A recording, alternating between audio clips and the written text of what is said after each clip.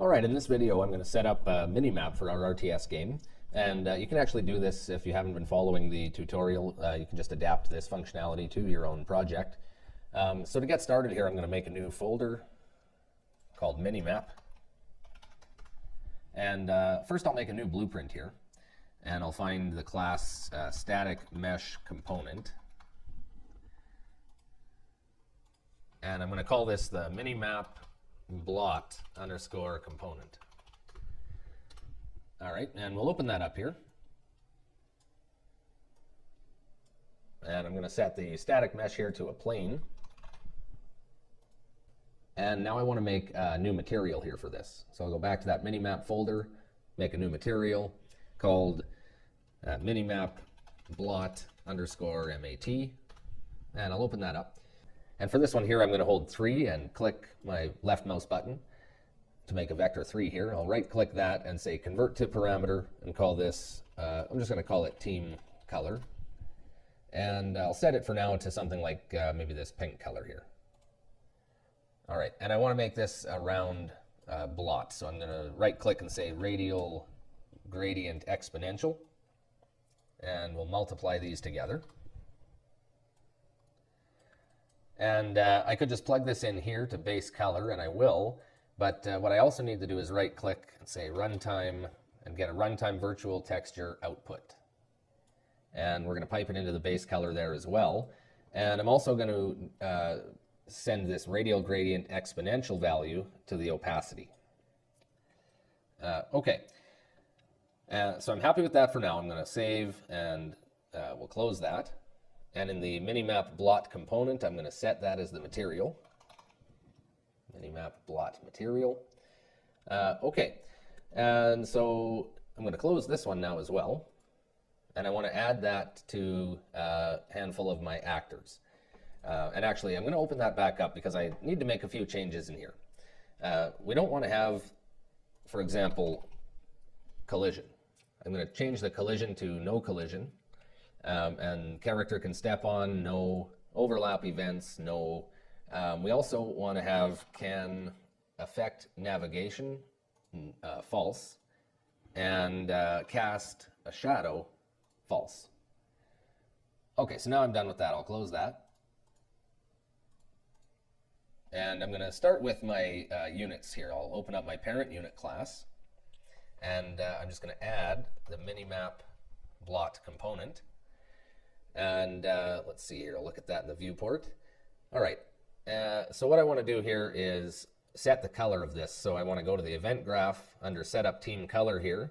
We'll just make some more room down here. I'll delete that for now. And so we're going through our array of meshes originally. And then when we're done that, I'll just grab these 3 nodes here, Control D to duplicate, and plug in from the completed node down here. And we'll look for the Minimap blot material as our parent. We'll set team color, and then we'll set material here, and I'll have to just drag in the Minimap blot component as the target. All right, and so I'll close that, and I'm going to work on the building next. I'll open up parent buildings, parent building class, I should say. And same thing here, I'll just add the Minimap blot component. And here we'll find the team color setup. All right, I'll just move the unit production blueprint out of the way here. We'll comment this maybe here. I'll say unit production. Okay, and so for this one here, the same thing. I'm going to grab these 3 nodes. I'll just duplicate them over here. Plug that in. And we'll set the parent to the Minimap blot material. And set material here, I'll just delete this building mesh and drag in the Minimap blot component. All right, and we'll stretch that out like that. Okay, and that's the setup for buildings. Now one more here, we'll do our resource node. I'll just open that here in the blueprints folder. All right, and same thing again, add the Minimap blot component, And then on the event graph, this time just from the begin play here, I'm going to press Control V here, see if I can get those. Yeah, I can get those same 3 nodes here. Parent class is Minimap blot material. We don't have a team color in this case. I'll delete that and we'll set this manually to maybe just like a deep yellow here.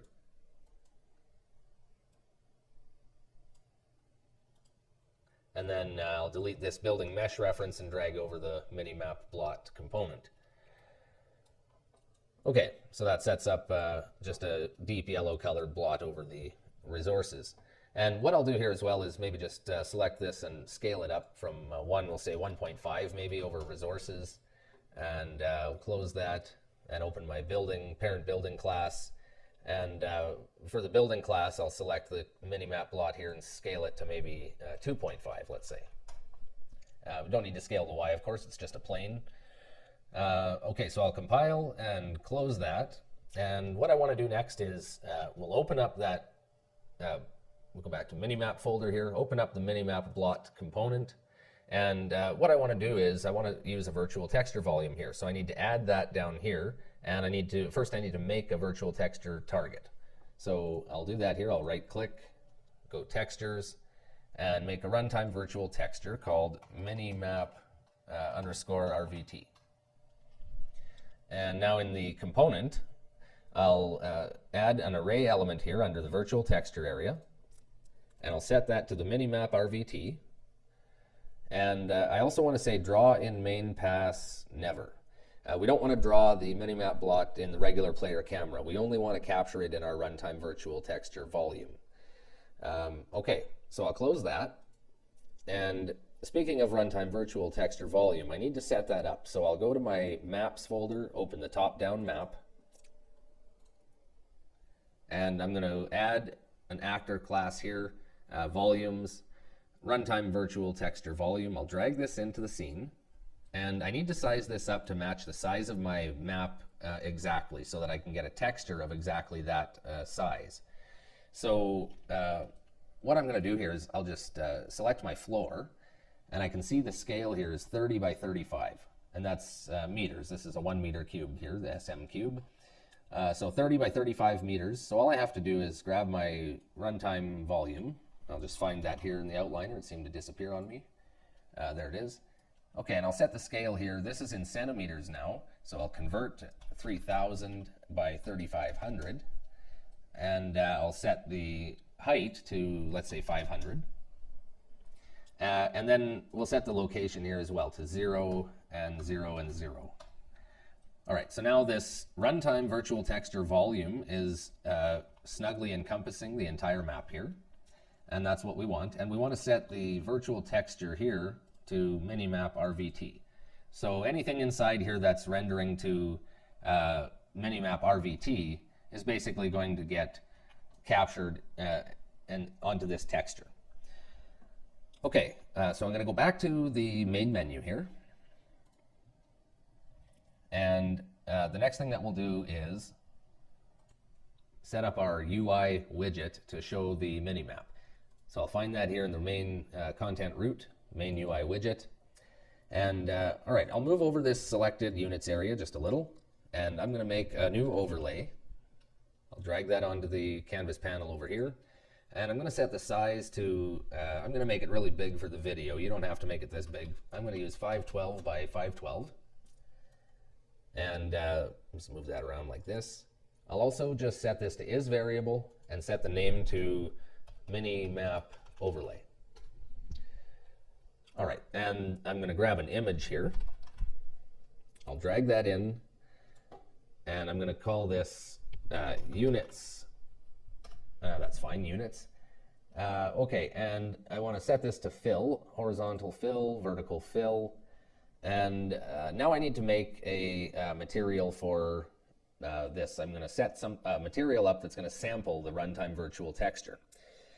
So before I do that, though, I'm just going to go here to Edit and Project Settings, and I'm going to find Virtual, and we're going to enable Virtual Texture Support here. I'll check that, and that requires an engine restart, so I'll do that.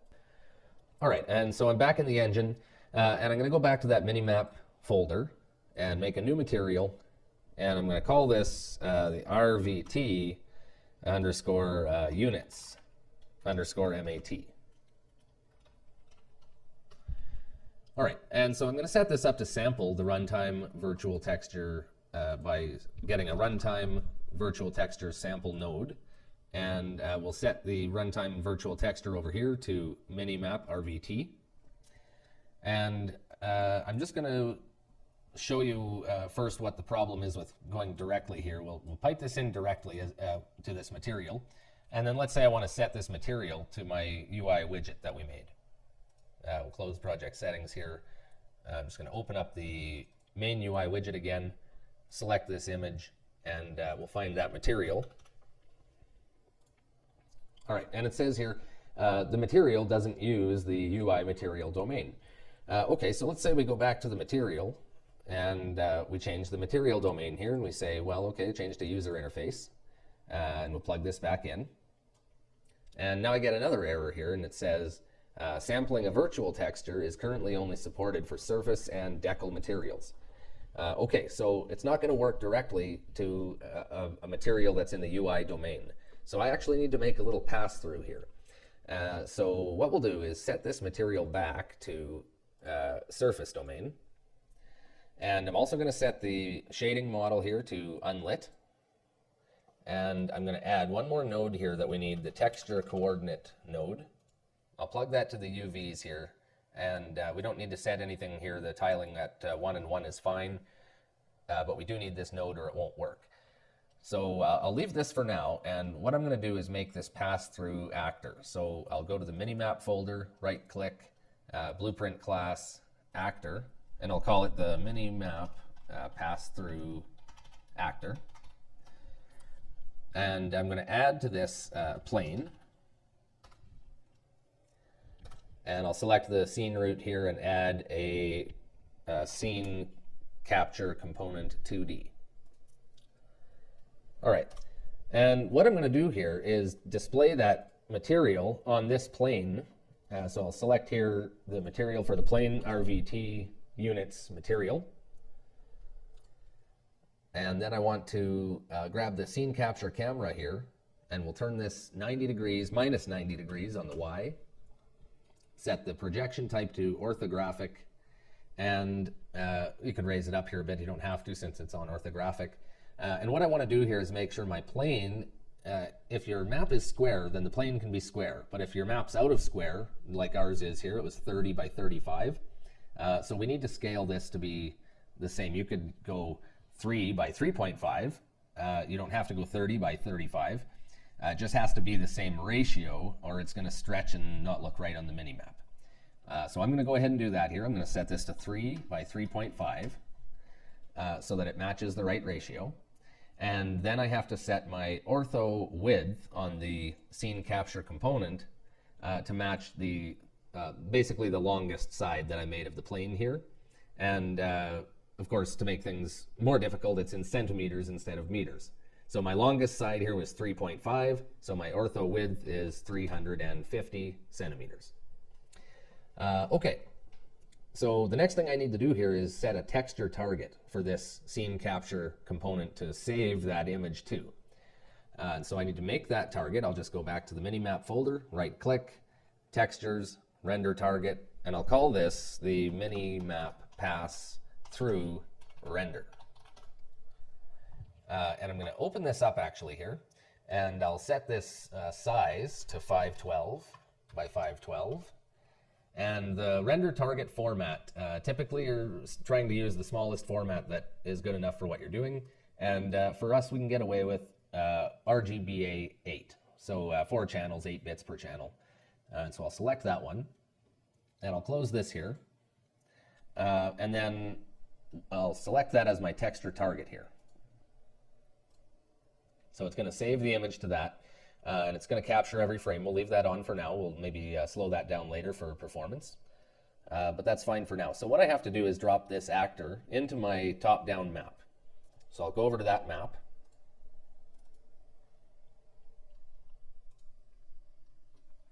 And we'll drop the actor in here. And I'm just going to put it somewhere over here. It doesn't have to be anywhere in sight. I'm just going to put it off to the side like this. And we've already got, we can see here, our Minimap blots. They're not colored properly yet because that's on the begin play event, but they're here. They're already showing up over the resource nodes.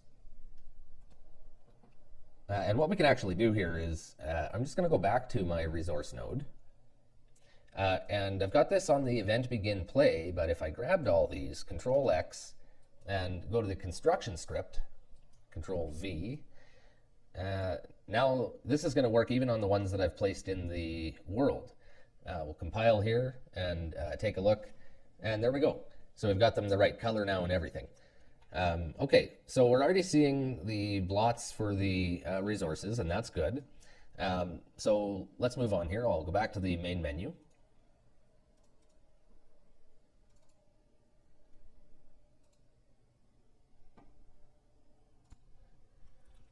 All right, and now we'll go back to the Minimap folder, and with this Minimap pass-through render, I want to right-click and create a material, and I'll just keep the name, Minimap pass-through render MAT. Okay, and I'll open that up, and now I can go ahead and set this material domain to user interface. And we'll plug that in, and I'm also going to set this blend mode here to additive. All right.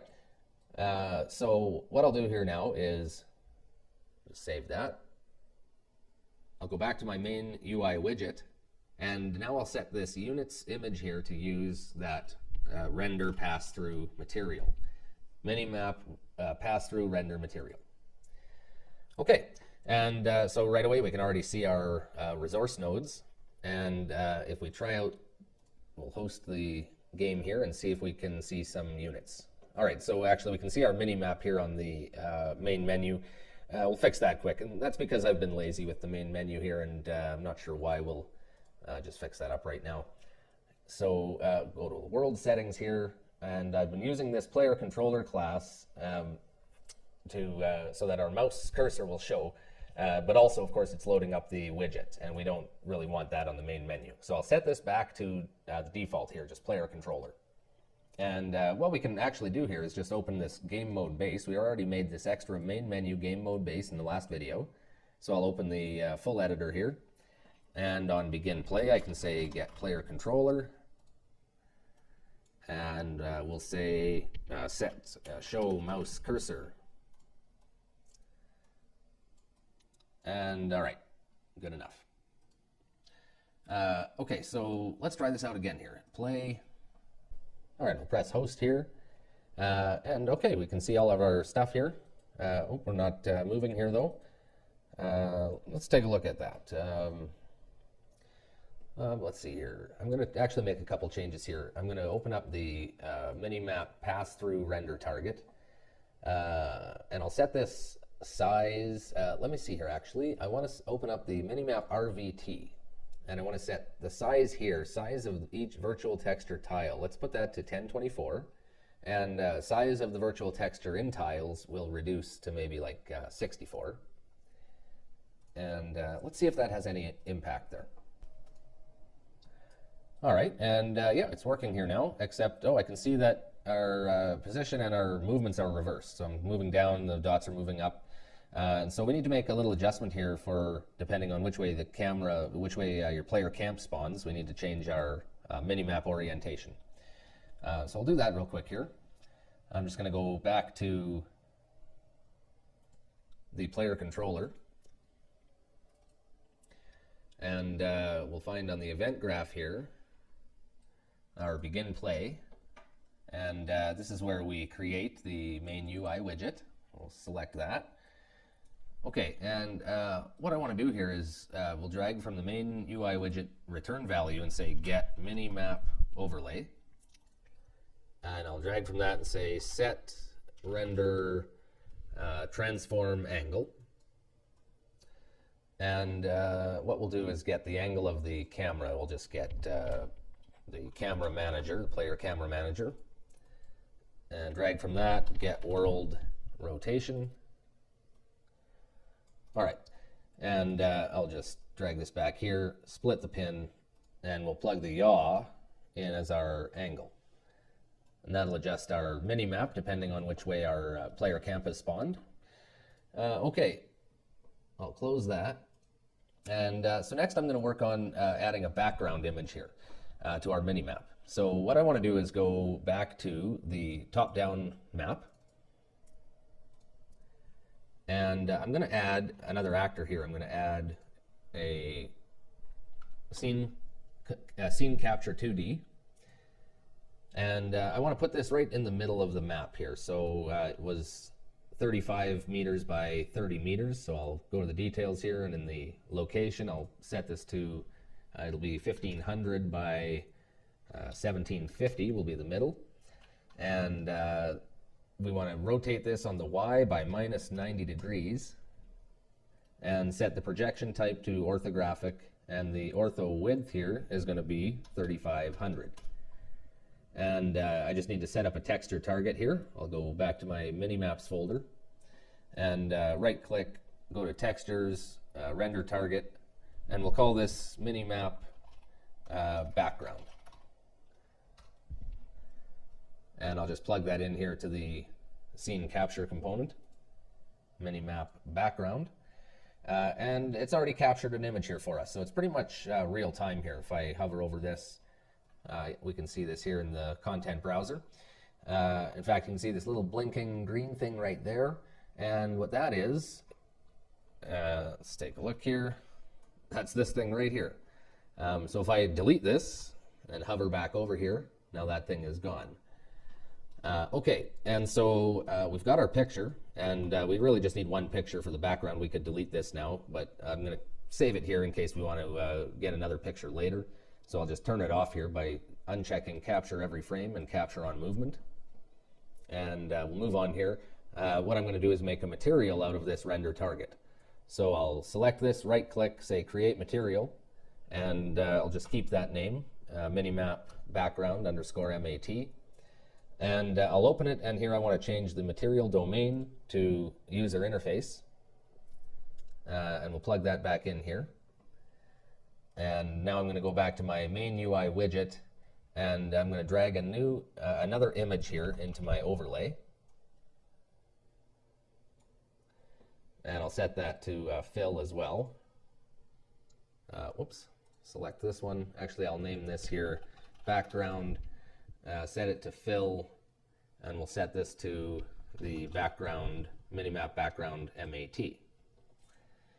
All right, and we'll just make sure these are in the right order here. I'll reorder these.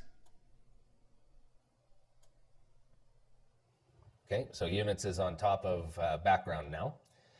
And that's pretty much it. Let's take a look here. I'm going to go back to the main menu.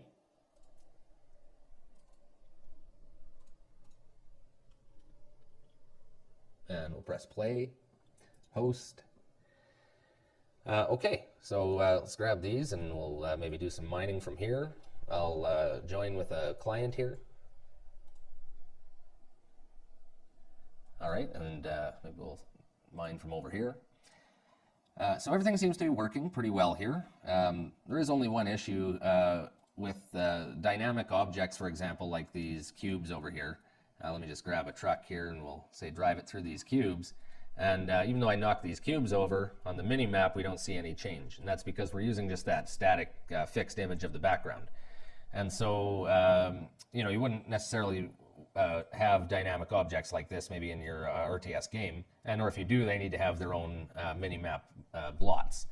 All right, so the last thing I want to do here then is we'll just address performance here on this mini-map capture. So I'm going to look at the mini-map pass-through actor, and the scene capture component here is right now it's set to capture every frame, and that can be pretty intensive on performance. So we don't need a capture every frame. I'll uncheck both of those and just go to the event graph, and on begin play here we'll set timer by event, and I'll set the time to maybe 0.2, so like 5 times per second looping, and we'll say capture, custom event here, capture, and I just need to drag this scene component in here and say capture scene.